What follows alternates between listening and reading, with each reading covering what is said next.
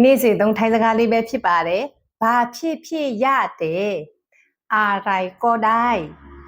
อะไรก็ได้အဆင်ပြေသလိုလုပ်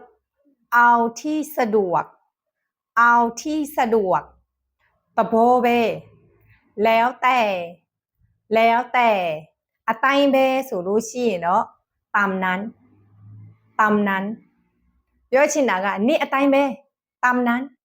အဲ့လိုမျိုးပြောလို့ရတယ်နေ့သဘောပဲแล้วแต่เธอအဲ့လိုမျိုးပြောလို့ရတယ်သဘောတူတယ်เห็นด้วยထောက်ခံတဲ့နေရာမှာသုံးတာပေါ့နော်အတူပါပဲเหมือนกันနေဘလို့လဲငါလဲအဲ့လိုပဲเธอว่ายังไงฉันก็ว่าอย่างนั้นเธอว่ายังไงฉันก็ว่าอย่างนั้น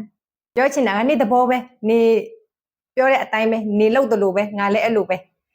အဲ့လိုမျိုးနေရာမှာသုံးတာဖြစ်တာပေါ့နော်